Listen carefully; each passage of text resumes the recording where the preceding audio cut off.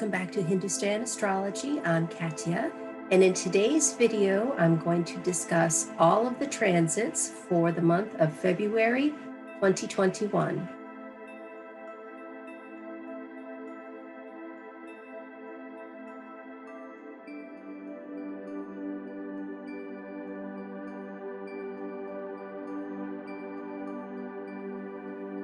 Now we have several interesting things happening this month. First of all, we start off with a Mercury retrograde that began January 30th, and that's going to go till February 20th.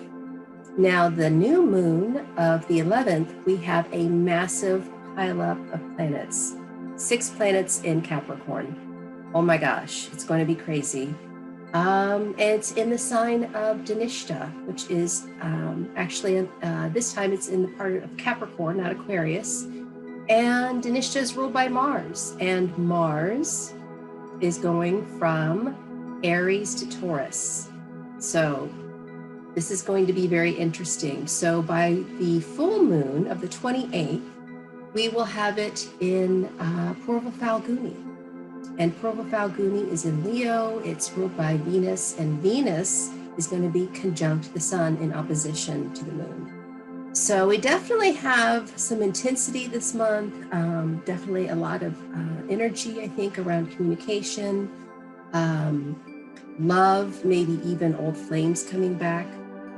And with Mars conjunct Rahu, we have a lot of energy put into the area of life where whatever house Rahu is sitting in for you for these 18 and a half months while it's in Taurus.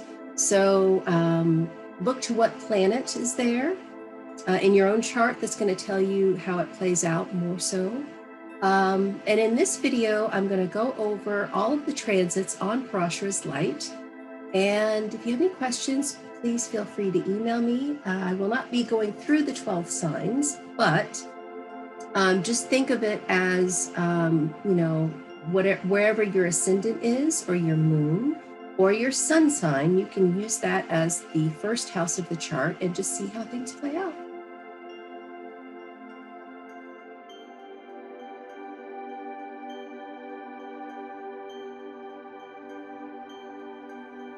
Okay, so the first transit we have for February is February 4th. Mercury retrograde goes back into Capricorn.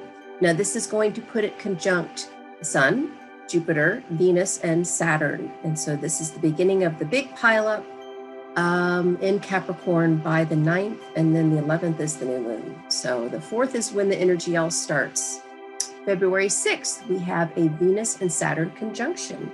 11 degrees Capricorn, Shravana Nakshatra. Now, Venus and Saturn, even though they are planetary friends, they're in the same camp. Saturn puts a damper on Venus. And so this is actually a time for more traditional style marriages and doing things that are good for your marriage, making sure you're paying the bills, taking care of the house. Not a real great time for romance, but Saturn will ground you. So if you need to be grounded, and if Venus is, has your head up in the clouds, it could be good. Now it is in Shravana. Shravana is the star of listening. And so make sure you're listening to your intuition. You're not listening to gossip. That's something very common with this combination. Make sure you're listening to your heart, I would say, for this combination. Now, February 11th, here we go. New moon, 29 degrees Capricorn, Dhanishta Nakshatra. Happens at 2:05 p.m. We have the sun, the moon, Mercury retrograde, Venus, Jupiter, Saturn, and Pluto, all conjunct. So that's 7 planets. That's not 6. I'm sorry, I said that earlier. And it's in every nakshatra of Capricorn. But the actual moon is in Dhanishta, on the Capricorn side. And it is basically right on top of the star that belongs to Dhanishta, which is Sidereal. Sidereal means luck of lucks. It's the star of mighty destiny. So even though Mercury's retrograde, we have this intensity. The moon is like almost exactly on top of Sidereal. I believe it's at like 29 degrees, 15 minutes. So it's a very tight conjunction. I think this is going to bring some good luck to this combination. And with this much energy, it's a real push, right? It's a push to get things going. Now we do have Mars at 24 degrees on the new moon day. And I feel like, this is, Dhanishta is ruled by Mars, so this disposits to that. And I feel like this is going to place the energy on Mars as well, because Mars will be going into Taurus later on in the month. So we are in a Kala Sarpa Yoga as well for the new moon. And that just means that the events that happen during this time are fated or destined. For Washington, D.C., this is going to happen in the 8th house. 8th house is transformation. It is death. It is government, in the sign of Capricorn, rather. We see the transformation that's happening right now from one regime to the other. So I feel like this is really going to be felt. And also, with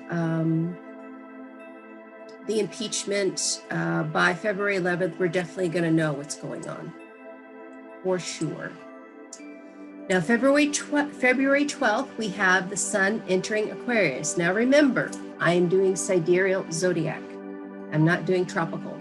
So in this system, I use Lahiri, Ayanamsha, and it's at 24 degrees, 8 minutes currently, difference between tropical and sidereal. So in this system, the sun enters Aquarius on February 12th,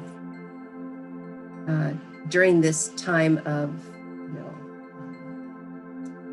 the time that we are living, because like I said, the Ayanamsha always goes backwards. So it's like 1 degree every 72 years. So February 12th, sun goes into Aquarius, and that's going to be, you got to look where it is in your personal chart.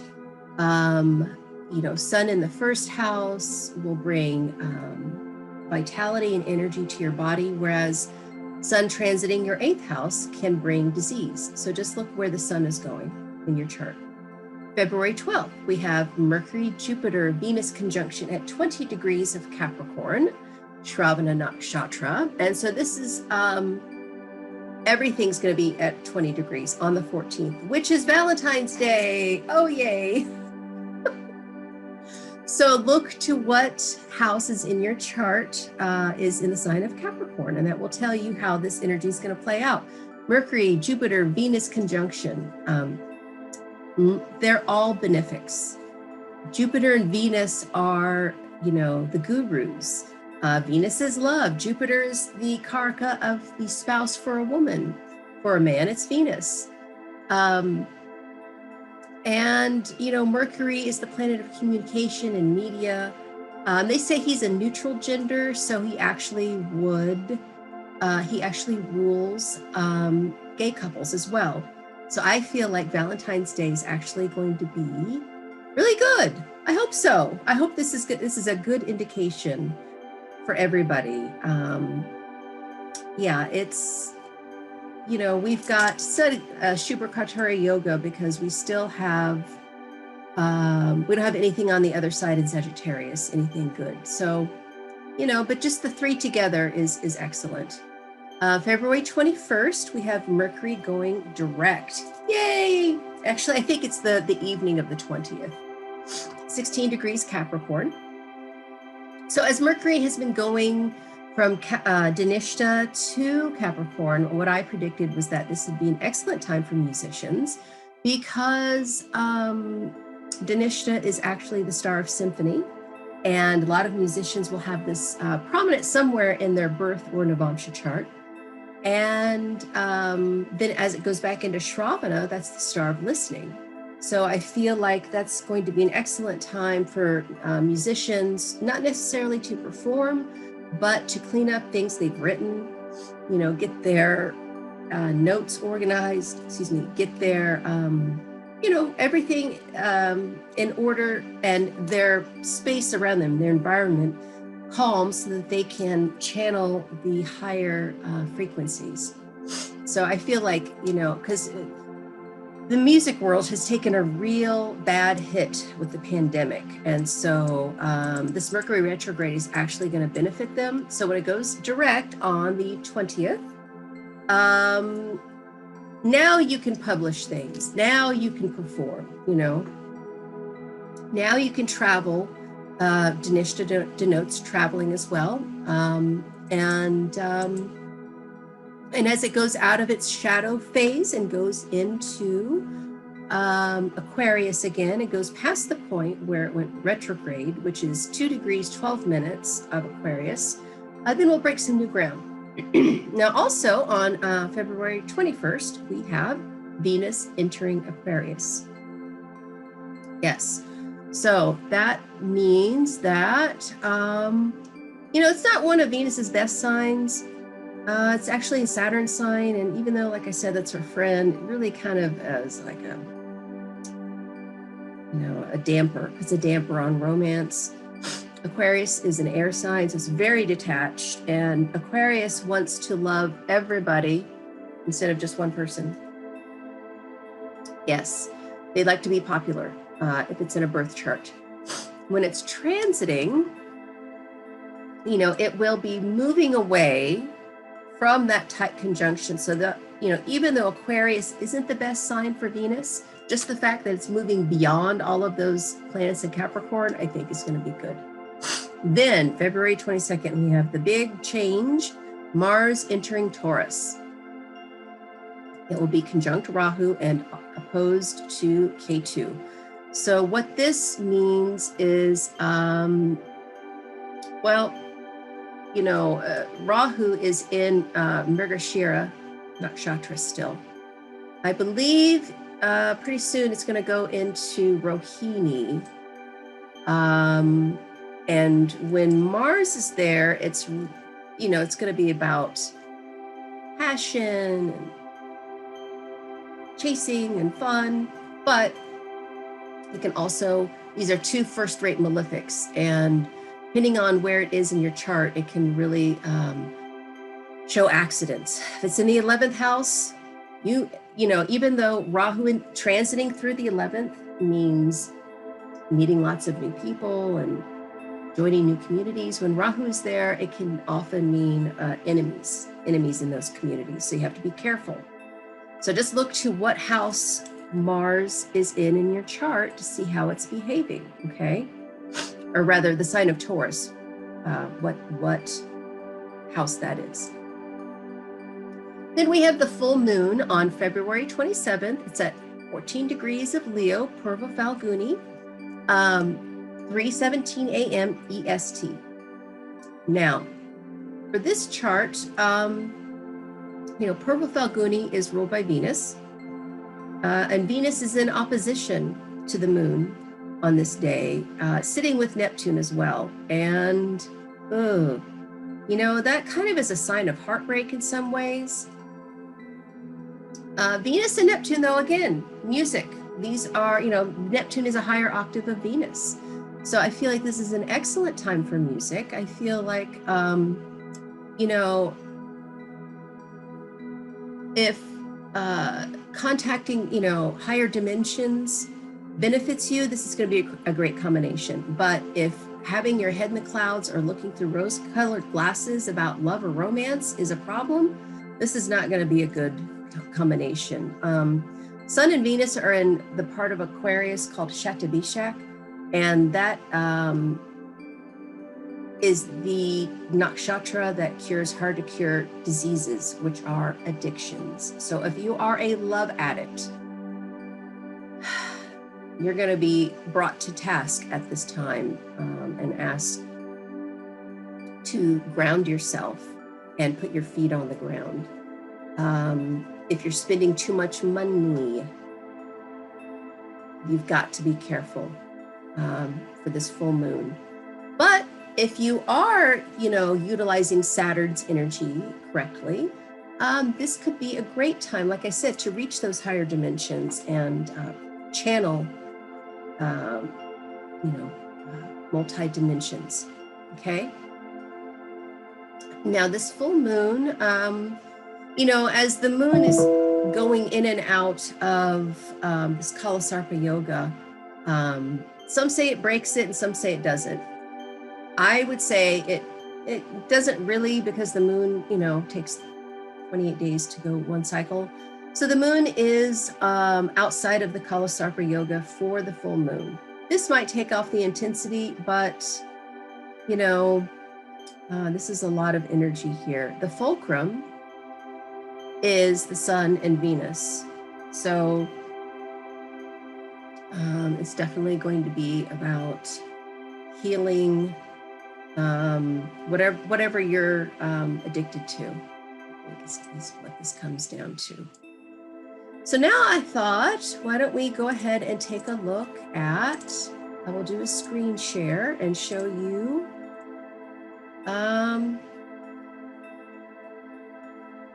from today. So we're going to start right now. And it is February 1st. I'm going to go by day and go forward. So you can see today the moon is in Hasta. And we've got this buildup here. And like I said, when Mercury joins these again, this is when things are going to get really intense. So basically from now until the 9th and then the 11th, Moon and Mercury are going to be heading towards each other to meet in Capricorn. So let's take a look. Here's the 2nd, 3rd, 4th, 5th, 6th, there we go, 7th, 8th, 9th. So the 9th is when the moon joins, 10th, and then it's like the evening or the early morning of the 11th, like I said, when the new moon is. So that's when all of these are going to be together. Oh boy. And just a word astronomically, when the sun has, several planets conjunct it or in opposition to it, what the sun does is it goes, kind of bonkers and has a higher potential for solar flares and geomagnetic storms. And so the KP index on Earth could go up, which will result in health problems. And it can cause things like heart attacks, anxiety, depression, suicide is common when the KP index is high. So that's something I want you to be aware of. The sun is the superstar of our solar system, so it's all about him. And then the 11th, 12th, 13th, here we go, 14th. Yeah, sun has moved away. That should take off some of the intensity, as I said. 15th, 16th, 17th, 18th, 19th, 20th, 21st. Oh, 22nd. Here we go. So Rahu, Mars is with Rahu now. And so we want to look at the special Vedic aspects of Mars, which are 4 and 8. So we count forward with the house, starting with the house it's in. 1, 2, 3, 4. So he's aspecting Leo, which is in opposition, which is going to come off here pretty soon. For the full moon, we'll be in Leo. So Mars will be aspecting the full moon in a few days. And then 4, 5, 6, 7, 8. And then he's aspecting Sagittarius. So it's pretty clear that the next full moon is going to be all about Mars. Yeah, there we go. Purva Falguni, evening of the 27th. And so, Saturn special aspects are 3 and 10. So we count forward, 1, 2, 3. He's aspecting Pisces. Nothing in opposition. So that's kind of mild. 4, 5, 6, 7, 8, 9, 10, and he's aspecting Libra, nothing there. So Saturn's aspects are calm for the full moon in February. Let's take a look at the elemental aspects. Nothing there either. No, I'm sorry. Of course there's something there. We've got Mars and Rahu. I was looking at Sun. Okay, you guys. So this is, the energy of this month. It's like we're being shoved through this funnel. All of the planets are funneling down into what's going on over here. So yeah, just, take care of your health. I started taking liquid turmeric, and I highly, highly, highly suggest it. I had been taking the pills before every morning, and I got so tired of taking the pills, and the liquid turmeric tastes delicious. I feel like it absorbs better, and it decreases inflammation in your body. I have a lot of allergies. So, I started taking liquid multivitamin and calcium. So this is the month to up your vitamin dose, get your sleep, eat healthy food. We're not out of the clear with the virus. I think the window when Jupiter goes into Aquarius, which is April to June, is going to be excellent for us to get some things done. But then like June 20th, he goes retrograde. And then when he goes back into Capricorn, the virus is going to come back. And he's not going to go into Aquarius again until November 20th. So, from June until November, it's going to be real tricky with our health. So I want you to do everything possible to make yourself healthier. And sending blessings to you and your family. And hope this finds you well. Namaste.